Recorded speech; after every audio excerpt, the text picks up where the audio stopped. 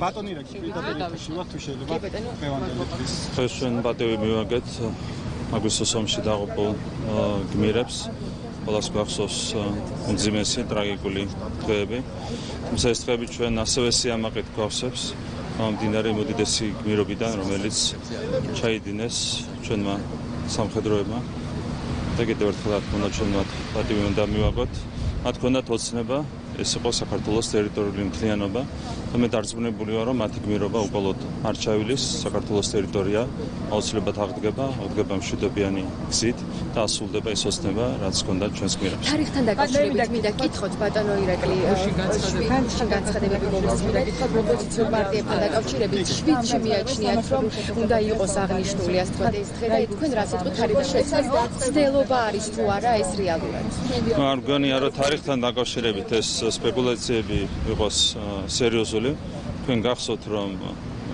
ჩვენი პოლიტიკური ოპონენტები ამ თარიღს აღნიშნავდნენ წლების განმავლობაში 8 აგვისტოს და რამდენიმე წლის შემდეგ გადაწყვეტეს რომ თურმე 7 აგვისტოს დაწყებულა ომი ეს არის სპეკულაციები რომლებსაც არ აქვს საფუძველი ერთ-ერთი მიზანია რომ რაღაცნაირად გახლიჩონ ამ ყველაფერშიც საზოგადოება არაფერი არ უნდა აერთიანებდეს ქართულ საზოგადოებას ეს არის ჩვენი რადიკალური ოპოზიციის მიდგომა მათ შორის ომის დაწყების თარიღიც კი რა ჩვენთვის მიუღებელია წლების განმავლობაში აღნიშნებოდა 8 აგვისტოს ომის დაწყების თარიღი და ეს ასე ვთქვათ თარიღის აღნიშვნა გრძელდება ახლაც ასე რაც ხო ოპოზიციას კიდევ ერთხელ ვიტყვი რომ ნუ არის სპეკულაციები და უბრალოდ არასერიოზული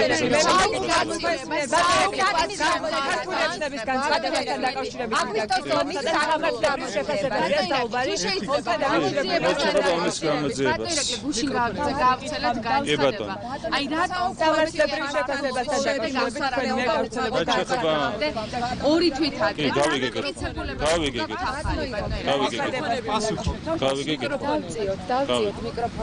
რაც შეეხება ომის გამოძიებას და მათ შორის კითხვას თუ რატომ ახლაზე პასუხი არის ძალიან მარტივი თქვენ იცით რომ წარიმართებოდა სასამართლო პროცესები ჰააგაში და სტრასბურგში სადაც რა თქმა უნდა ჩვენთვის იყო უაღრესად პრინციპული გამარჯვება და სწორედ ჩვენი ხელისუფლების ძალისხმევით ეს პროცესები მოიგო საქართველომ და მოიგო ქართულმა ჯარმა კერძოდ ჰააგაში და სტრასბურგში დადგინდა რომ ქართულ ჯარს არ დაურღვევია ადამიანის უფლებები, არ ჩაუდენია ომის დანაშაული, ეს არის ის პრინციპული გამარჯვება, რაც ჩვენ მოიპოვეთ სწორედ ჩვენი ხელისუფლების ძალისხმევით.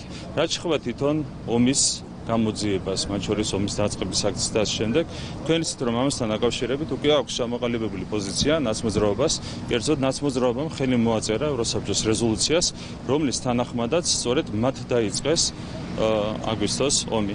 გარდა ამისა თქვენ იცით რომ ამ პოზიციას ეთანხმება ნაცმოძრაობის პრეზიდენტი სალომე ზურაბიშვილი, რომელმაც 2018 წლის კამპანია პრაქტიკულად ამ საკითხის გარშემო წარმართა, ხო ის ამტკიცებდა, რომ სწორედ სააკაშვილმა დაიწყო ომი. ანუ ნაცმოძრაობის და მათი პრეზიდენტის პოზიცია არის შეჯერებული ამასთან დაკავშირებით, მათ განაცხადეს და დოკუმენტურადაც დაადასტურეს ის რომ თავად დაიწყეს ომი, თუმცა ჩვენ გვჭირდება ამ ყველაფრის დადგენა. ნახოთ რას დაადგეს. ზუსტად იმას იმეორებს მარგარიტა სიმონიანი ზუსტად იმავეს ამბობს. ეს არის ნაცმოძრაობის ნარატივი. ომი დაიწყო 8 აგვისტოს და თქვენი განცხადება ეს არის ნაცმოძრაობის ნარატივი. ნაცმოძრაობა.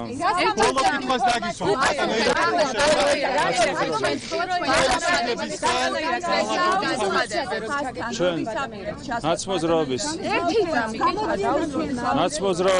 ნაცმოძრაობის გზავნილები და რუსეთის ხელისუფლების გზავნილები ემთხვევა ერთმანეთს. ორივე ემთქვა, რომ 2008 წელს ომი დაიწყო სააკაშვილის ხელისუფლებამ. აქ ემთხვევა რეალურად გზავნილები ერთმანეთს.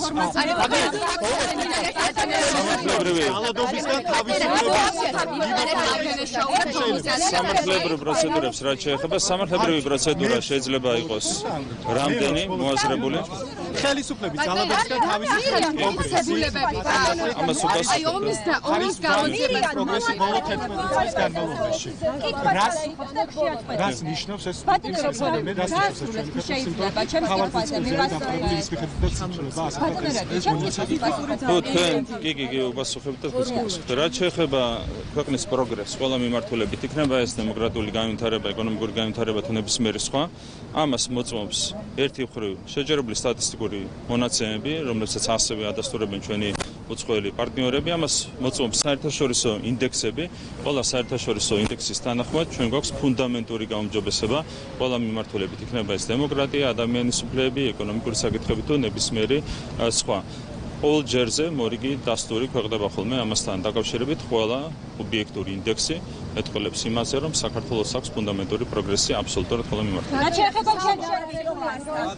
სამართლებრივი ფორმით ამირებთ ამის ტაქსის მოსდევს. სამართლებრივი ფორმა შეიძლება იყოს სხვადასხვა, ეს შეიძლება იყოს მაგალითად პროკურატურისადმი მიმართვა, ეს შეიძლება იყოს საპარლამენტო საგამოძიებო კომისია, ეს შეიძლება იყოს საკონსტიტუციო სასამართლოსადმი მიმართვა, შეიძლება ყველა ერთად იყოს გამოყენებული, შეიძლება კონკრეტული ინსტრუმენტი იყოს გამოყენებული.